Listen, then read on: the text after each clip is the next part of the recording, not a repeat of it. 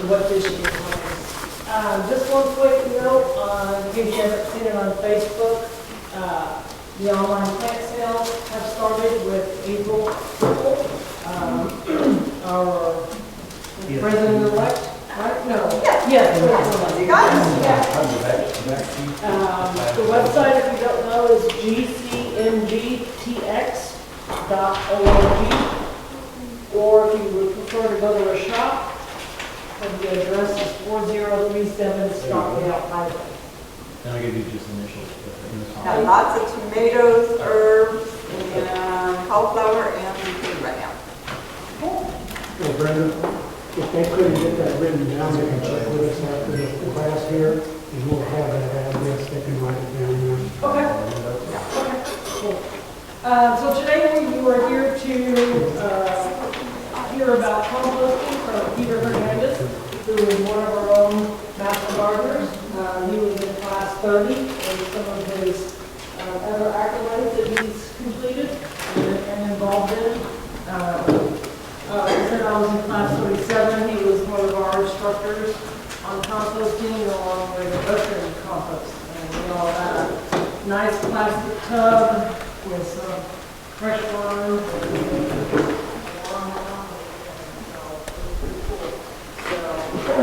all right, Peter, if you're ready, without any further ado, y'all. Sure. Peter Hernandez. Thank you. Enjoy the lecture. Glad to be here. I think most of the faces I've seen before, and you probably heard my compost spiel, so I try to change up a little bit. I notice there's 2 visitors here, right? Who are the visitors? You? Okay, welcome, welcome. Hopefully something new. What I like to start off with is composting naturally. Other things that I do is earth-kind. I do that presentation also, how to be a little bit more earth-kind. I do have, the handouts are, where I got trained in composting was through Texas Commission of Environmental Quality. And that's where I spent 2.5 days studying just composting. You know, imagine, you think it's a very simple process, but you know, you could get lost in the weeds with it, like anything. So this is one of their books that they give. They talk about composting here. You know, if you're a master gardener, pass it to somebody that may need it, or be a little bit more friendly to the yard. So one of those is composting, and also they do have some other stuff like reduce, recycle, and reuse. And that's really why I got trained, is really around that environment, and then conserving water and so forth, because people are moving to Texas and they're not bringing their own water. Then we have this brochure that when I was a master gardener, or a trainee or intern, I did go to the class, and this was one of my credits, so you could see that it's dated. But I was composting before I became a master gardener. So I was a master composter before a master gardener. But I'd like to have this available because sometimes this doesn't work and I have to go off the cuff. And this is my backup plan. Actually plan C. Very informative. If you forget what I talk about, this is something that you could go back to and say, oh yeah, that's what he said. Okay, and then lastly, I do one thing that Bill, I know he's going to be off for a while, but I do iNaturalist training also, which is really for master naturalists. Anybody have iNaturalist? I know you do. Anybody? Okay, it's good to learn from it. It is a citizen science project, and you do contribute to science, and there is data that you contribute in that side of the world. But me as a master gardener has learned plants faster than I would going to books, and I do have a lot of books in plants and bugs and so forth. But it's a good tool to use as a master gardener to identify and then go figure out things very quickly. So let's talk about master, and I'll get into that a little bit later. And I was going to say, if anybody had iNaturalist on their phone, I know you did. I'll give you one of these to start off with. But why do we compost? I'm gonna stand over here. Why do we compost? And let me see if I could, there's no mouse. Lots of reasons why we compost. You know, when I went through the class, oh, you do have a mouse. That's the mouse and the master control. This is, That doesn't work there? no, Okay. Yeah, it's on the touch? yeah. Okay. Because I'm going to turn on this. One of my comments in one of the classes was that I move around too much, so I'm going to try to stay to the podium. I'm a little fidgety. But reasons for composting, you know, there's lots of reasons for gardening. For me, it's more about gardening. There's reasons for gardening. It reduces food waste. I found people the zen of things. You know, the guy that taught us was more into the zen, and he was a young guy with a master's degree around soil biology. Experiments, you know, and so forth. There's lots of reasons. Y'all going to have your own reason for doing it, and don't let me deter you from that either. But it matters if you compost. It determines your goals. But when you first start off, let's think of what you're going to do with compost. You know, whether you do it in a small scale, big scale. It's up to you, but do it. Or I've had people say, "Yeah, that's great. Where can I buy the best compost?" That's, if you want to do that too, that's great.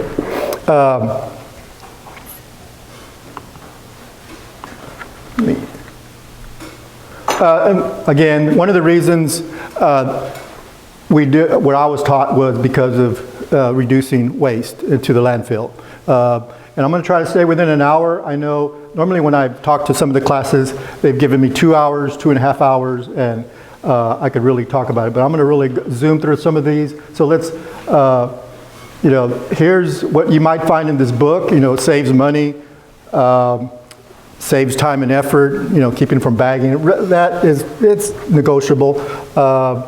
Helps the community, saves the landfill. It does take about 10 years for a landfill to come into place.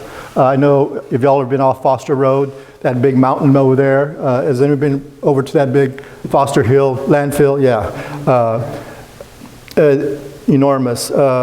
Conserve water resources. It does, when you use compost, it does hold moisture.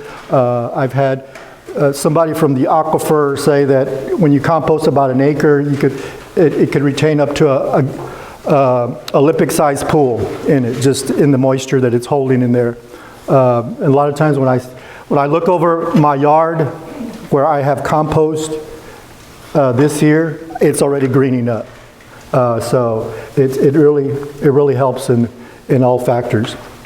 One of the big things, and I know I need to update this because it's from 2022, we're in 2025, unbelievable. But one of the big reasons is fertilizer has gone up. It does help you reduce utilization of fertilizer. And it is said, especially around native plants, you know, you really don't need to put fertilizer on native plants because they do have a symbiotic relationship with microbes, and they chelate the minerals for that plant. And that's why native plants can evolve. They work around those microbes and the minerals that are there and so forth. So it does reduce that. So there's another big reasons. I do know that, like in California, I read an article not too long ago that it was, you know, a yard of compost was like over $100. Yeah, and here it's like $30, $40 if I. So really big. But then again, I think it's the marijuana industry that's driving that up. That's my opinion. Okay, so just, you know, concepts. The big thing for me also as a master naturalist, you know, as we send stuff to the landfill, it does produce methanes because we pretty much send a lot of green stuff, and or nitrogen stuff, and so it causes that methane buildup there. I do know I have toured the landfill with the city of San Antonio, and they do have capture mechanisms to capture some of the methane, but it's like 90% of it's already gone, and they're only capturing the 10% that's left.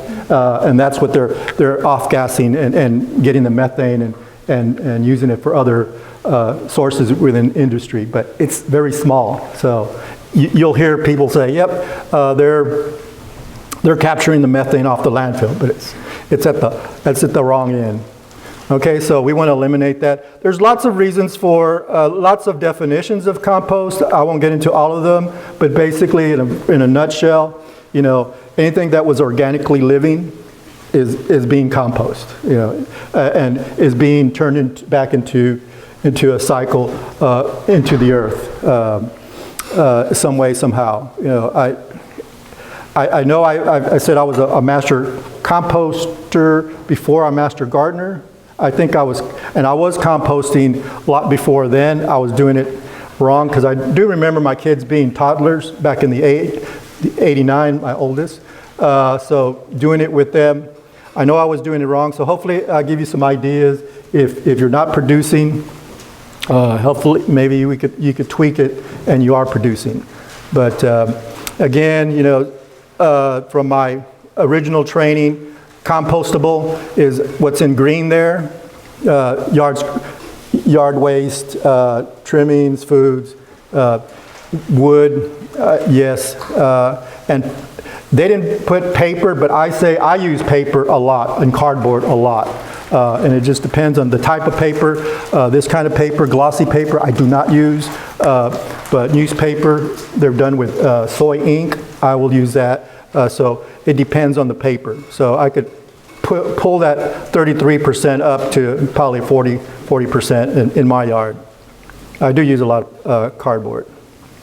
And just another one, from a gardening point of view, why I do it is compost inoculates the soil with bacteria and fungus and holds the soil particles. You know, we think of bacteria today and fungus, you know, we're eating mushrooms, that's a fungus, right? But there is some symbiotic bacteria and fungus that are very beneficial to plants, so we got to consider that. Also, organic material, it adds to the soil and provides structure. So I live in sand.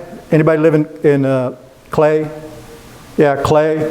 You know, whether you're in clay or sand, for me in sand, I'm a big opponent of using compost because water goes right through sand, you know, just like less than 15 minutes. You do the water test, it's gone in, you know, by the time I drop it in there.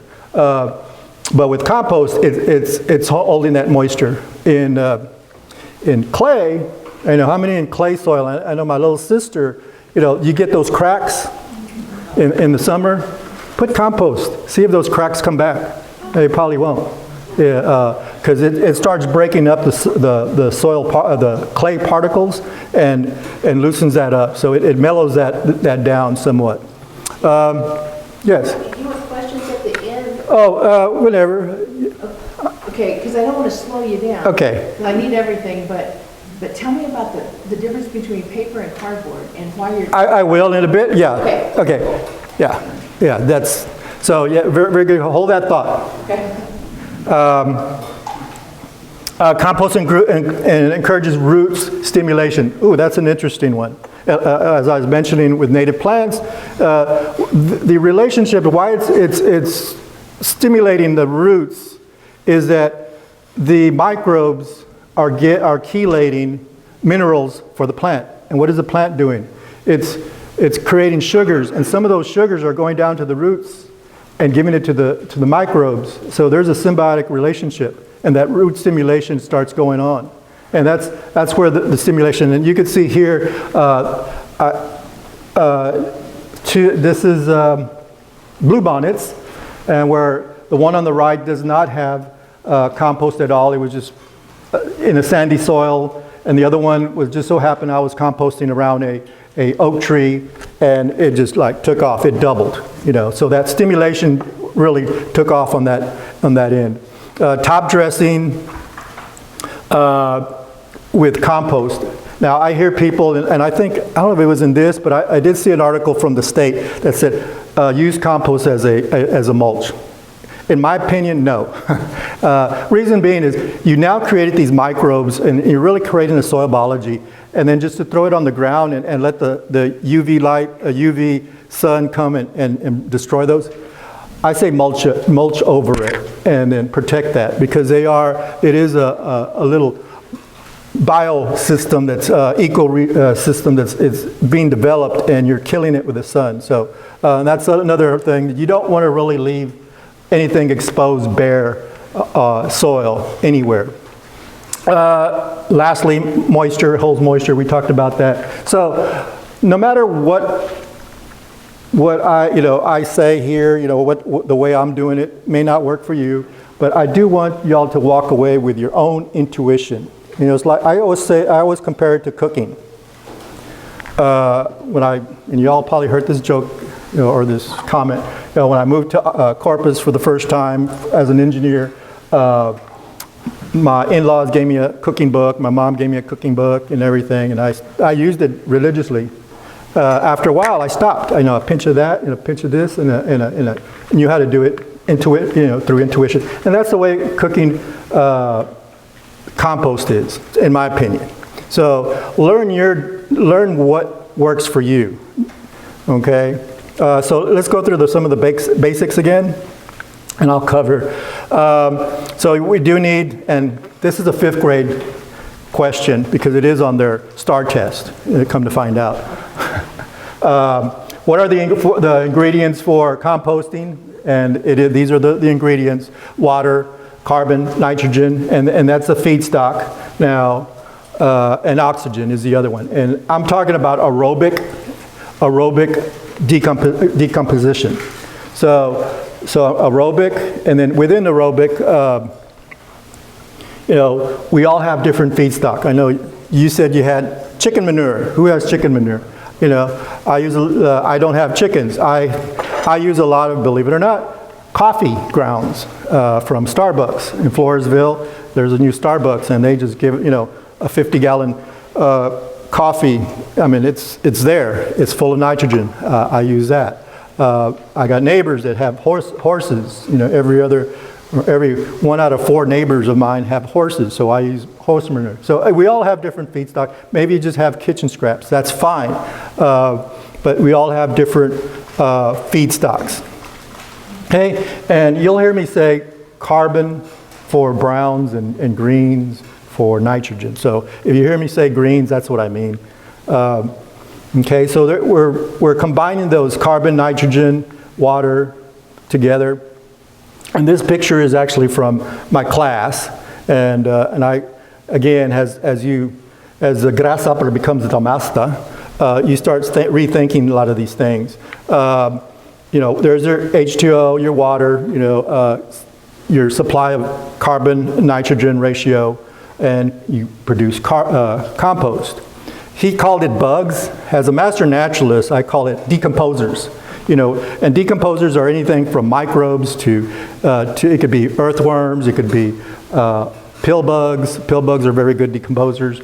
So I always say, don't call them bugs, call them decomposers, because that's what they're doing.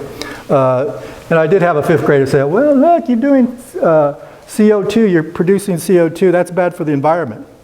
Yeah, that's right, but if it went to the landfill, what would be worse?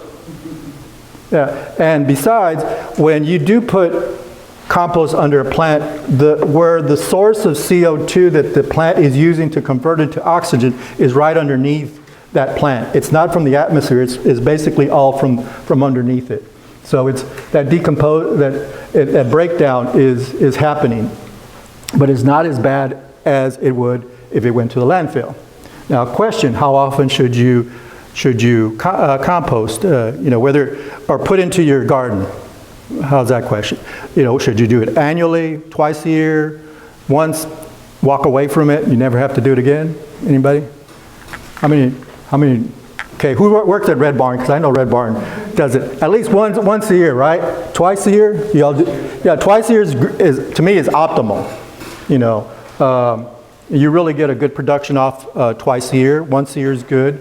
And there is a way of doing where you can't just walk away for a while, which I'm really experimenting right now. But before I get there, let me. Wait. Can you compost too much? Can you put into the soil too much? Yes. Okay. Yes, you don't want to have 100% compost, that's for sure. Right. Because what happens, it's retaining moisture, and that it's just holding too much, and certain plants will not handle that extra moisture. Yeah, So, I sort of use it like dog treats. no, and you'll, at the very end, I'll just give you the answer real quick. Do not use more than 30%. Okay. You know, but a good 10 to 30% is good, you know, in there. Depending on the plant, you know. So in the garden, vegetable garden, I'd go up to 30%. About how much are y'all putting? About, you're tilling in about 30% around there, 10, 20%? More or less. I mean, it's again, intuition that you're putting in. But you don't want to go wholesale and put a pot and put all compost and, yeah. So you do need soil still.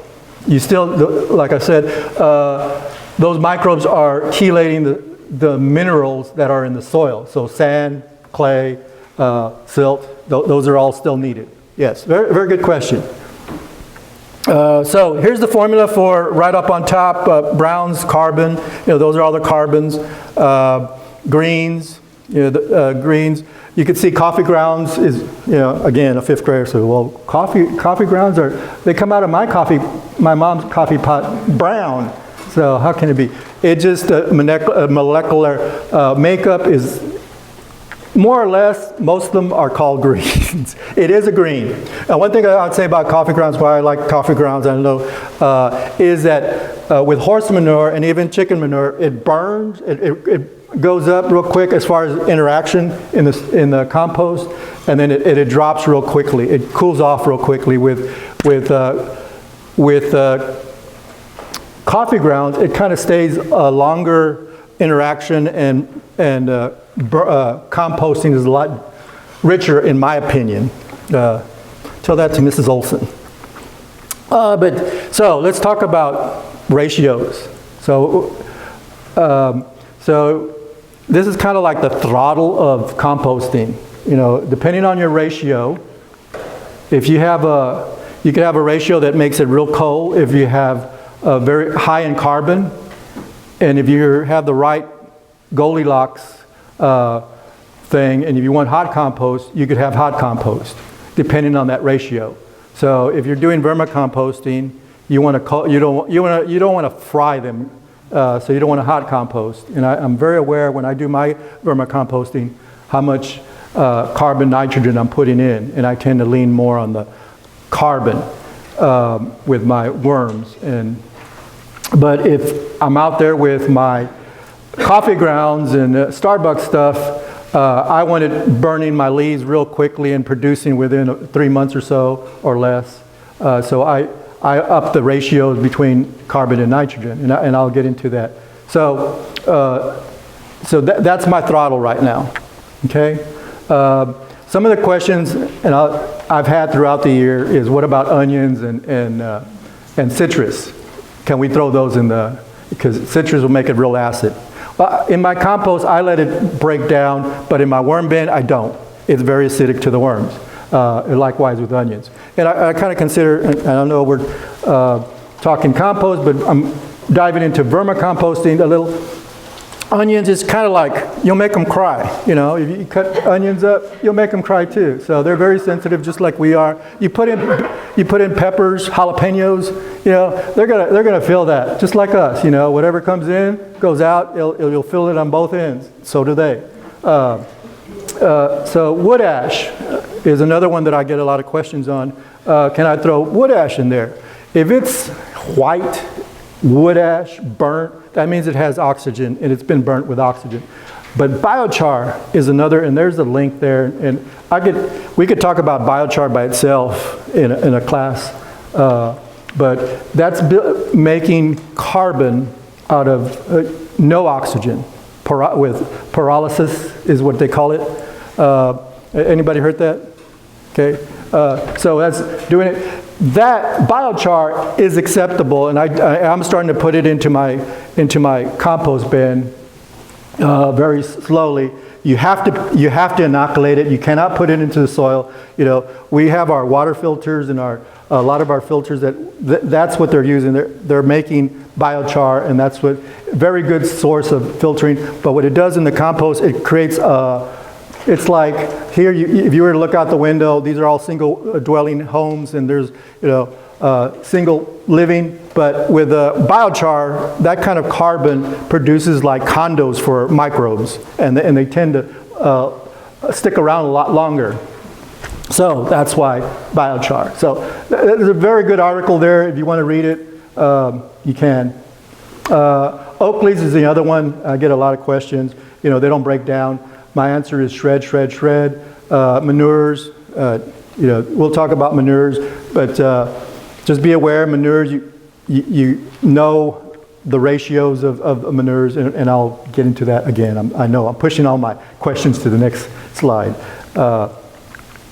Okay, so that's the ratio. Let's go a little bit more deeper on prohibited. Naturally, these are all, you don't want to do meats, fish, and all that. And the reason, fish, you know, fish is, the pilgrims, you know, the Indians introduced the pilgrims to utilizing fish as fertilizer. Yes, you can. But what we're talking here is, if you have an open bin or compost, you're going to introduce probably raccoons come in and so forth. So it depends all on your environment. Again, wood ash, fire logs, barbecue. We're talking about things that with chemicals in it, and you don't want to use that. Biochar, yes. Again, there's a way of doing that, but that's another episode. Dairy, grease, so forth, going all the way down. Plastics. I read an article. You know, there's a lot of microplastics getting into our environment where it's starting to affect our brains, our lungs, and so forth. So I'm very conscious of how plastic is coming into my compost bin. You know, tea bags, there's those plastic tea bags. You know, I really don't buy those anymore, so I'm very, very conscious of that. Paper, glossy paper, we don't want to use, like I said over here. So there are some chemicals we want to just make sure we don't have. So let's go back to that formula. So that y'all remember, so the ratio up there was carbon and nitrogen with air and water, and natural decomposers. So we got, oops, trying to get my thing going. So we have this, the natural decomposers. One thing that I starting to do is, not only did I put those four things here, nitrogen, nitrogen, carbon, oxygen, and water. I also introduce microbes from an existing compost and get that started. Because when you start putting those just together, those four together, it's kind of sterile if you ask me. So I said, let's get it going. And so I go back and put a little bit from an old compost bin or put some soil in there, get it started. I know there's out there ways of introducing it, getting it hotter. I've thrown sugar water in there from sodas and so forth, and just to get those microbes going. So that's your natural decomposers. Okay. So to get it hot compost, we're talking about ratios. Ratios 50 to 1. You know, that's carbon to nitrogen ratio. And I know I was talking about earlier, somebody, if you look at the pamphlet, it says 3 to 1. That's talking volume. Here, we're talking down to molecular structure of an item. And that's where I say, that's where you have to use your intuition a little bit more. To get it to hot compost, you got to do like a 30 to 1. And so, well, I got to do the math now. No, you don't. Sorry, I didn't mean to imitate anybody, except myself. That's what I do to myself. But how much air and water do we really need? The atmosphere is about 21%. Oxygen, microbes need about 5%. ideally 10%. So you do need some aeration in there, water. How much water? Yep, you need about 50 to 70%. If you're doing a lot of kitchen waste, vegetables, there's already a good 70, 80% of water retention in those vegetables. But what we're talking about at 50%, we're talking about you were to take a sponge and you just wring it out. Once you wring out the sponge, that moisture there, that's about 50%. That's what I'm talking about. That's a good way of imagining what it is. Okay? So let's talk about quick question. Oops, who's that guy? Is it good to have more carbon or more nitrogen in your pile? And read that guy's question, or t-shirt, my compost doesn't stink. So how do I keep it from stinking? My kids always laugh at me because every time I go somewhere, and I didn't do it today, I always take a t-shirt to go with the outfit or where I'm doing. But anyway, I was at a community garden doing a compost back before I was a master gardener. But anyway, it's good to have more carbon. If you don't want your pile to stink, you don't want to have too much nitrogen out there. And that's what happens to a lot of people that give up, is that for number one, yes, there's NPK, but carbon is a key here. And a rule of thumb that I have is I know I have a steady stream of food waste, or food scraps. I hate to have food waste coming into my compost, but food scraps from cooking into my compost. But I always have a bag of leaves. I have something waiting to go into that, to mix in right away. So I always have a rule of thumb of mine is to have carbon waiting for nitrogen, because carbon doesn't stink. So I could put it aside, and oops, went too fast on that. And the other rule of thumb is you want to shred it if possible. You know, I see a lot of people, and even master gardeners, will say, hey, look at my compost pile. Well, one of the things is they just grab everything from their garden, which is fine, you know, and they just throw it in their compost bin. You know, no shredding, no nothing, you know, they're just all in there, and it gets very dry. But I've already learned also, you know, why do I have to wait till the food scraps are coming? I'm also putting in my paper towels in there in the kitchen, you know, so I'm already starting that carbon nitrogen ratio even when it goes into the kitchen. So here are the ratios, and I'll answer your question. Why I use what was the question? Carbon and paper. So cardboard has a high ratio of carbon in it. If you imagine what the process it went through, you know, it pulped from trees, and then it got ground down and pressed through a presser, and it ended up being cardboard. It has a lot of carbon in it. So I end up shredding my cardboard, and I do have a shredder. But I tend to use my cardboard for my worms, more so than on my compost bin. But you can see the ratios here. So if you're going to do hot composting, you're doing it 30-to-1. You got to kind of do the math. You know, you're all going to say, this guy's crazy, right? You want us to do math? This is gardening. But you could start seeing where fresh leaves are probably 30-to-1. And stick with me, by the way. Office paper is 129-to-1 carbon. So you can see those carbon things. So if you have chicken manure, you know, which is probably what up there, 6-to-1, which is very hot. You might want to start introducing probably some, you know, shredding some cardboard into it and seeing if you get some good compost, you know, out of it, rather than piling it. Because when you do pile it, you know, when it rains, it's just going to drain, and it's going to just, all that nitrogen is going to go down the stream and not cause a problem. So you can see these ratios is kind of making sense here. And when you do that, when you do it 30-to-1, it jumps up, the temperature jumps up just about right to it starts to go 160 degrees. Okay?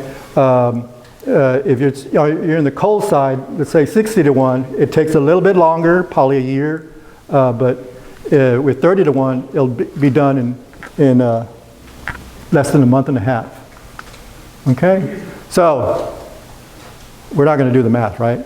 There is a place online where you could kind of do the math. It does the math for you. And it's out of the Urban Worm website. And this is the link, url.com. And I made it shorter. It's actually a longer one. That's it. And I could provide this PowerPoint to everybody after it. But you could start seeing for a compost pile, just to say I want it hot, in that 29 to 1, you could see 3 gallons of leaves shredded, and down to 1 gallon of coffee grounds to get that 30 to 1. But is that going to be optimal for that? Now there's another fallacy with this comment. You got to get it to really compost. You have to have a volume also size of 3 by 3 by 3. So yes, it gives you some idea. I tend not to think in gallons. I think in pitchfork shoves. 1, 2, 3, 4. And then 1 of this. 1. Or 5 of this. And so that's rather than gallons, I'm pitchfork size. In a compost bin, I would probably would need about 60 gallons to 1 gallon of, so that's a lot. So you could kind of see where I'm going with this, right? Okay, so you could do the same thing with cardboard. Cardboard has, you use less, you're down to ounces. So you could use less carbon. So during the summer, I started running out of carbon sources. So that's when I started looking at I'm out of dry leaves from the winter. What else can I use? So I started looking for carbon mulch that I get from Chip Drop. It's really, I really have it fined down. So there's other carbon sources that I'm starting to use during the summer. And it totally switches. Okay? I won't dwell on this one too much, but it's the microbes that are really heating up. And this is kind of like a family of microbes. Each of those, the thermophiles are kind of the ones that are really producing really quickly and eating a lot of carbon and recreating. And as they do that recreation of themselves or reinventing, they cause in that heat interaction. As long as there's oxygen and water, they're going fine. But down to the bottom end of the hump, that's where our yogurts are and so forth. Those microbes, that's what we're eating down there. So this is just a general family of microbes there. And if you get hotter than that, you start losing oxygen, and that's a hypothermophiles, and that's what you don't want to do. You want to make sure that you use one of these. So I know I talked about the calculator and thinking about, so I really use this to determine where I'm at. This is my fancy instrument of calculations. Okay, I'm at 140 degrees. I'm at 150. I could leave it like that for 3 days, and maybe I need to start thinking about aeration. Okay, let's talk about where to put this thing. And this is a misconception a lot. Where's a good spot to put it? Avoid sunlight, avoid flood areas. Bare soils is ideal. Why bare soils? You just said don't leave it bare. But bare soils is good because you got those microbes that are good, interaction from the soil. So be mindful of critters and raccoons. Should be accessible. Yeah, mine's accessible to me, but it's also out of sight, out of mind, out of my wife. My wife doesn't want to see a compost from her kitchen window, so I put it where she doesn't see it. So it's all part of where I can also reach it with a hose because I need to put water, give it water from time to time, especially during the summer. Okay. Types of compost bins. There's many ways of composting. You know, compost will happen. The one at the middle there, that's the one that used to be at the Red Barn at one point in time. I think it finally decayed and fell apart. So I tend not to do wooden compost pallets or anything to that effect. My sister-in-law has that one that the bin, the turning bin. If you have raccoon problems, you know, that would probably be the thing to do, because they'll come in and dig in. But that's what she's out in the ranch, so that's why she likes that one. It does produce. I've seen commercials on that or ads where they say they could do it in 2 weeks. Compost. That's a lot. I don't believe in probably a month or month and a half. It just depends on the volume and the size of the thing. And then I've done it on trash cans. Now trash cans, this size, this is a 40-gallon trash can or 30-gallon. That's where I put my carbon now, my leaves, and then just to get things started, I'll wet the leaves down just to get them moisture. I don't like to leave them dry waiting for nitrogen. So just a little things you kind of go with tricks of the trade. Okay, so work around your budget, your space, your effort, your food stuff. I mean, I've seen people do it in apartments, believe it or not. But they're vermicomposting, or they're doing it on a pot size, or they're doing it in their patio. So, and then they get that and put it in their potting soil, their potting stuff. Okay. Wire bends, I'm not too crazy about wire bends because once they kind of bend down, it's hard, you're always picking them up.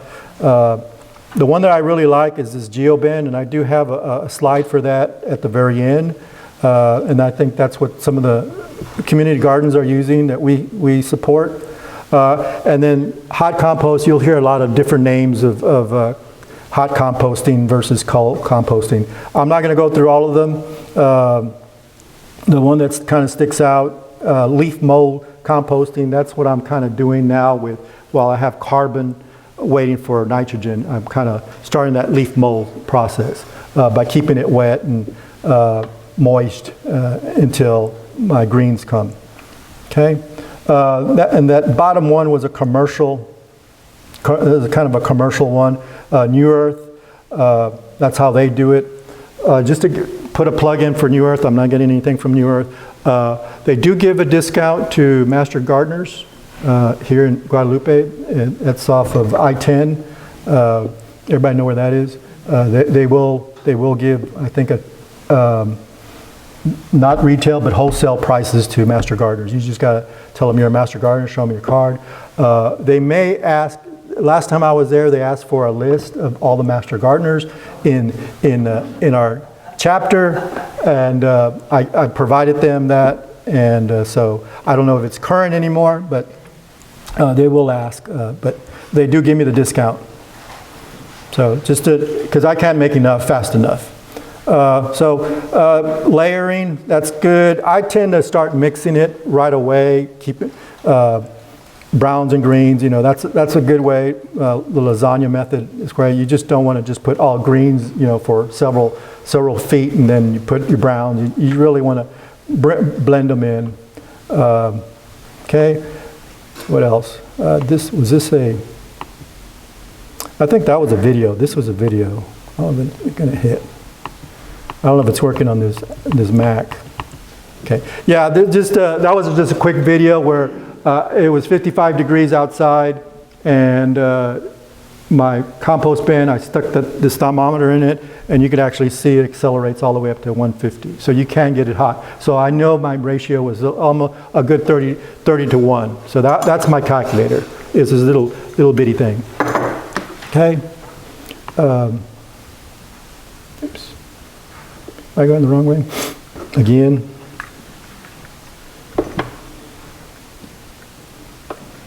Oh, there it goes.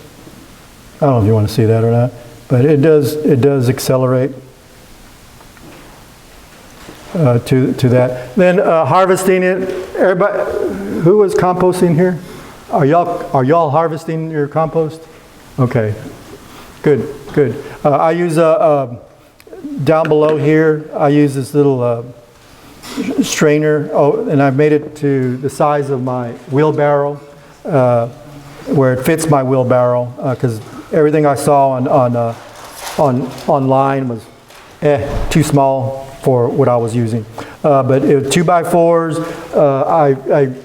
This is a hardware cloth or construction cloth, like 1 inch to 1/4 inch, depending what I'm doing. I'd probably start off with a 1 inch, 1/2 inch, and 1/4 inch. Those are the two ones that I have.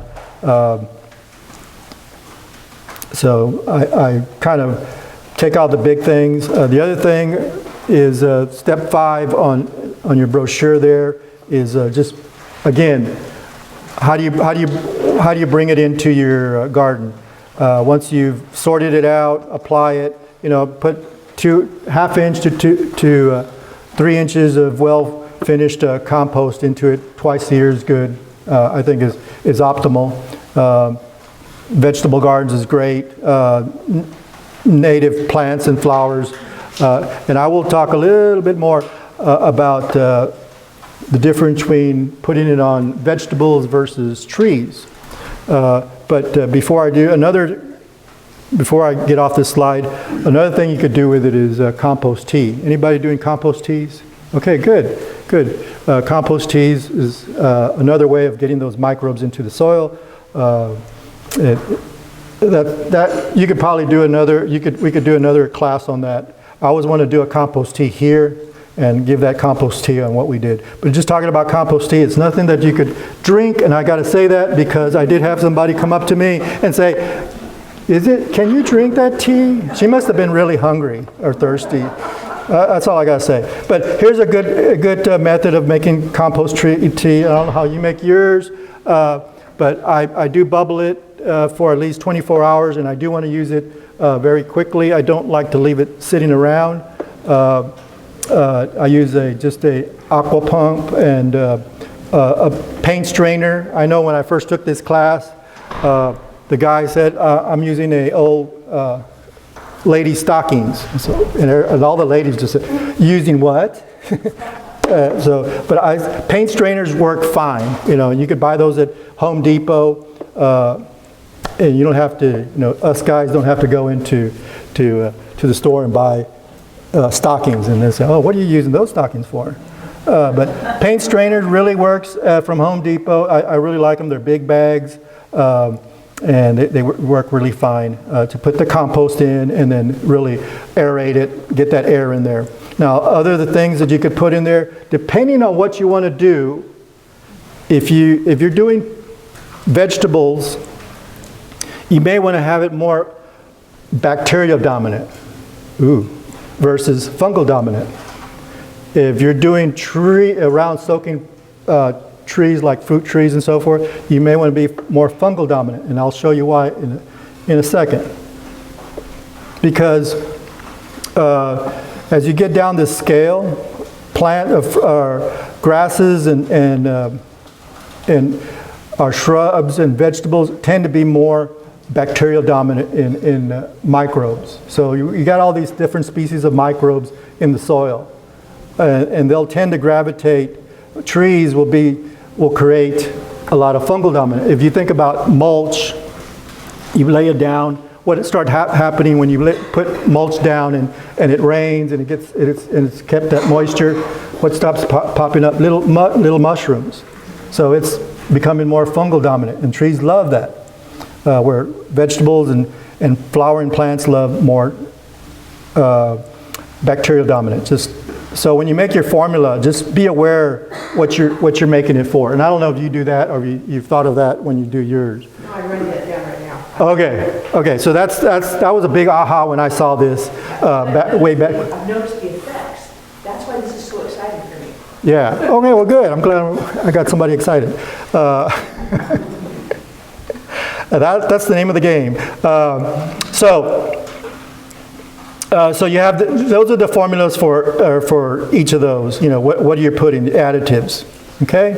And then troubleshooting. If it smells terrible. You're probably too much nitrogen, too much greens. If it's dry in the center, you're probably not putting. You need to add some greens or moisture in it. So these are some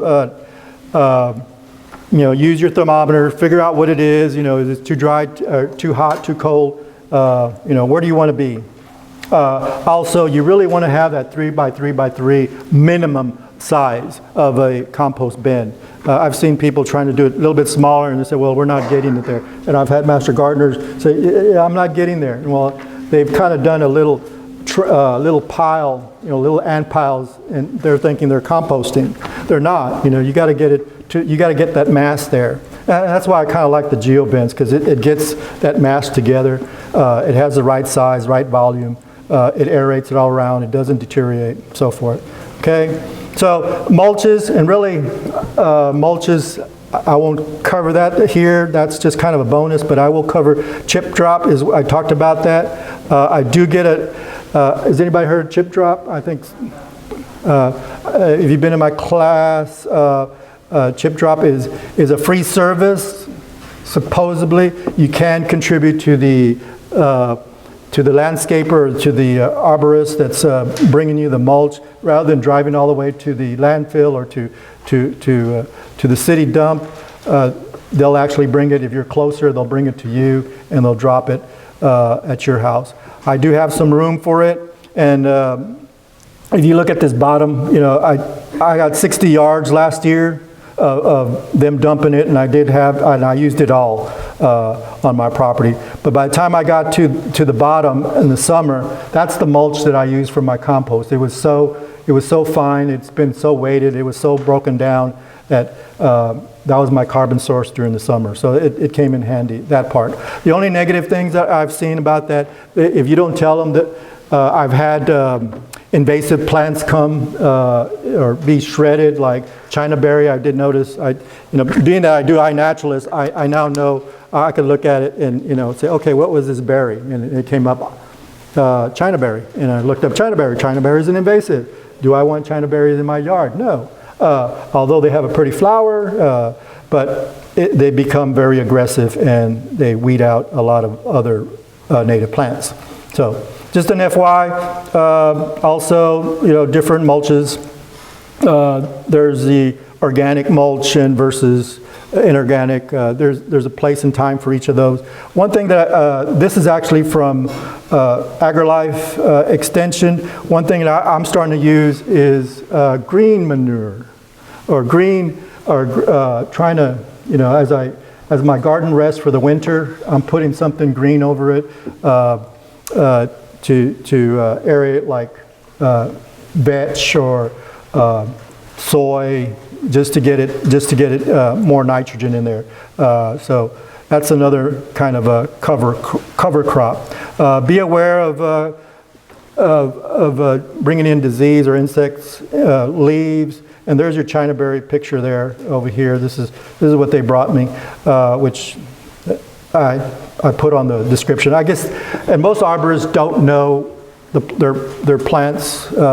They just say, hey, they get a job. I want this tree gone. Yes, ma'am. Yes, sir. It's gone. So they don't really ask questions. But it's good to know not to bring those in. Pine needles, the same as oak leaves. They do have a waxy substance, but I don't think we have to worry about pine needles here, right? We're not in East Texas. Weeds. If you're cutting your grass and it has Bermuda grass, I know my Bermuda's in the front and I don't have any Bermuda grass in the back, because I'm very careful when I bag my Bermuda grass. I don't put it into my compost bin. I actually put it in another part of the yard where it's a little bit natural, and I let it decompose out there and do it that way. So just be aware. It's very hard as residential areas to really decompose or kill Bermuda seeds or any seeds. You got to get it up to 140 degrees, and once you get it up to 140 degrees for at least 3 days, it will kill it. But what happens is that's the core. But what about the sides? If the seed's on the side and it stays on the side, and then you think it's finished and it slowly gets into your finished product, you'll have it in your yard. So I tend not to mix those in. So just be aware. Some poisonous leaves also, oleander, castor beans. Castor beans I did find over here at this park on the river, just coming across the bridge. There are some castor beans, so just be aware if they grow in your yard. That's something you don't want to do. Oleander, I think, is very toxic. I do know of people that have gotten poisoned from oleander. Just they thought it was a pretty flower, and they brought it. I was at work. They actually, this lady was pregnant, and she actually a day later she lost her baby. I mean, I don't know if it was contributed to that, but I know I saw her at lunchtime with oleander flowers, thinking they were the prettiest thing. And I just felt so sad. And so ever since then, I don't like oleanders. But anyway, what else? Do we have time? I got 5 minutes, questions. If I had time, I'd talk about vermicomposting. Anybody want to talk about vermicomposting? Yes. Okay. I was just going to comment that I went to see the Cedar Creek Recycling Center up by Austin. Oh, did you? The year before last. And they had commercial composting going on because they collected food waste for the school system. Right, yes. And it was awesome. And I mean, they bale it, all their compost was processed.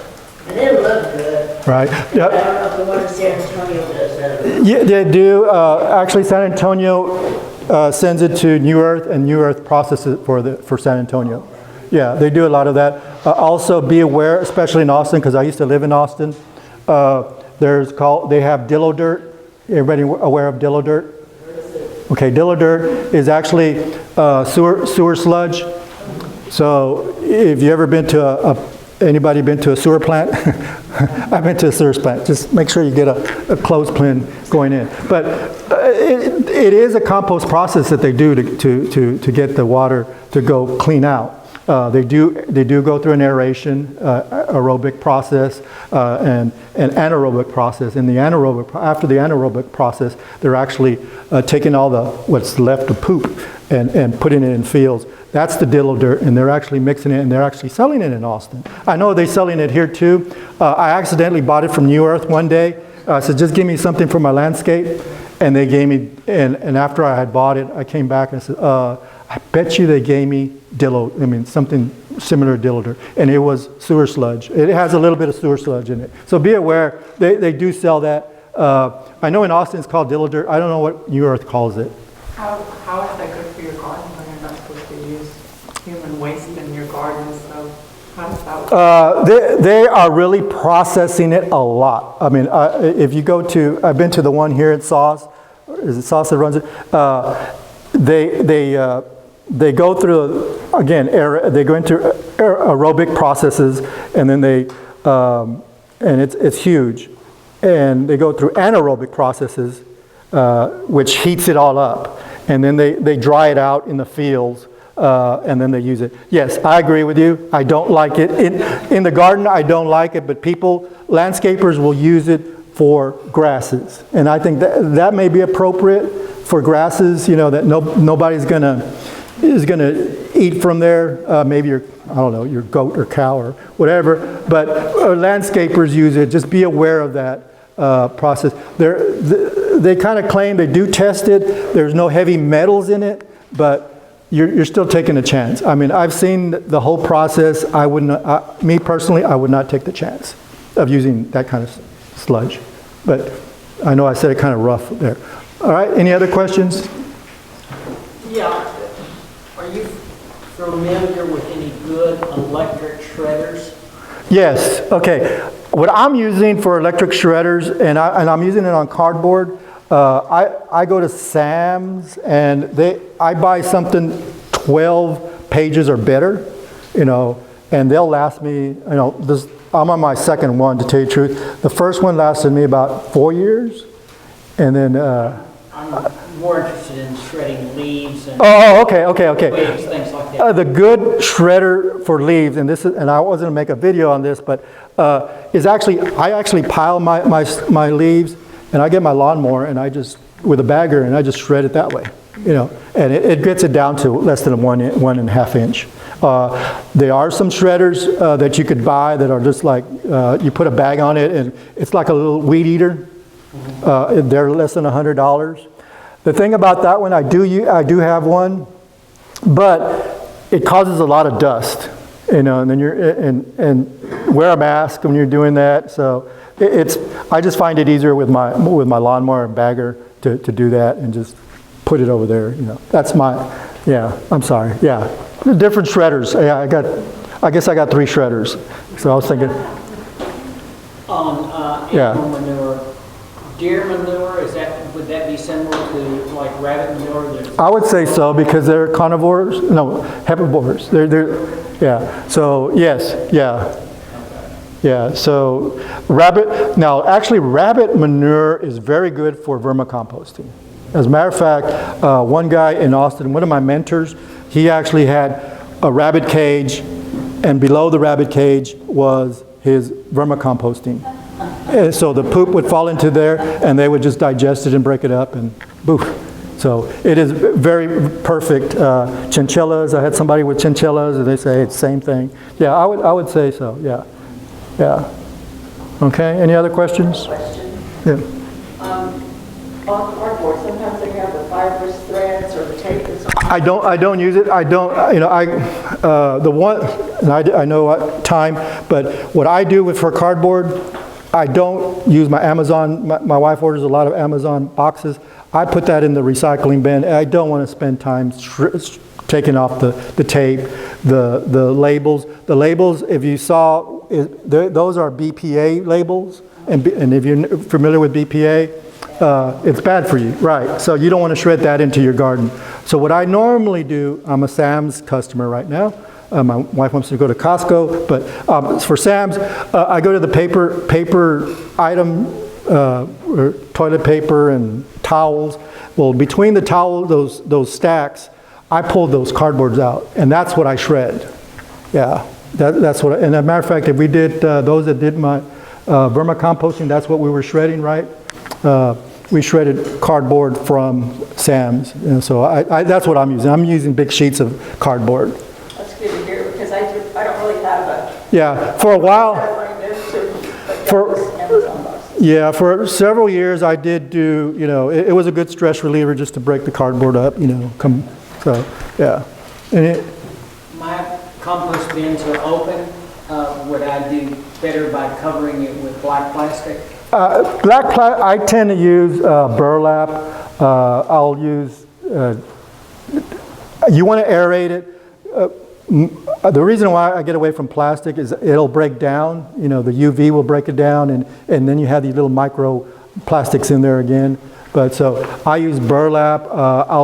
I have trash can lids that are extras, and I'll just cover it up. But I don't like that exposed. I am under a tree. I did make a little temporary wall out of cinder blocks and then a T-post.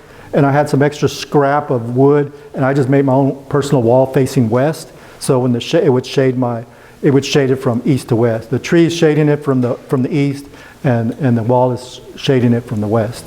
So it's in between, yeah. To answer your question, I've seen people use carpet in one of the community gardens, and I said, do you want to use carpet? No, because what is carpet made out of? Plastic. Formaldehyde is another one. So sorry, that's my engineering background. We were trained to say, what was that made out of? Yeah. So right. So just be aware of what you're using. Plastic's okay, but it'll break down. I wouldn't recommend it. I use burlap mostly. I'll use a big cardboard sheet over it too. So about turning it, one thing I know we're not getting younger.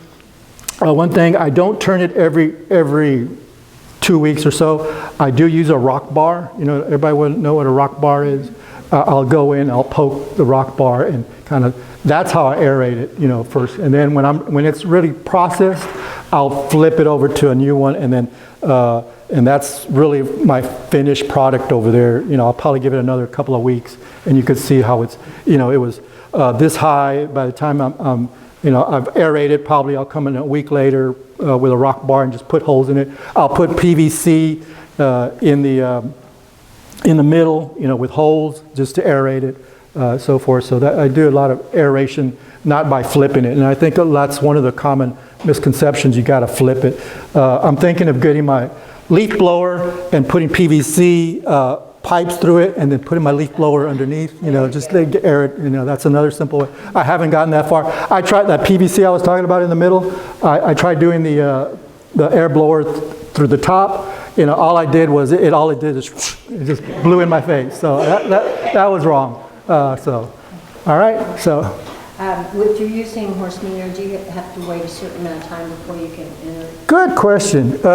One thing about horse manure, you got to ask the owner, are they putting a lot of antibiotics on those horses? Brahma horses. Yeah, so if they're, the antibiotics, you really got to let it sit. I start composting, but I wouldn't introduce it right away into my garden. I'd give it like, I normally let it sit for 4 to 6 months. Yeah, just to get those antibiotics out of there and so forth. Also, there is something else. Beware, you know, some of the grasses that they do eat or do have, they are with pesticides and so forth. So that's why I tend to like coffee, you know, more. But anyway, yes, ma'am. You just reminded me, I don't know if it was on the pamphlet or there about that straw was okay, but hay isn't. So Yes, so size or right. So the reason why the difference between straw and hay is really grass with a lot of seeds in it, whereas straw is like you know, they've harvested the corn, they harvest the grain, whatever it is, and then it's the stalks that they're actually is that okay? Yeah. So hay. so it's okay to use them. Yeah, I use yes. I don't use the hay. Hay for my animals, so I can just move it straight to the compost. The hay, you use Straw. straw, yes.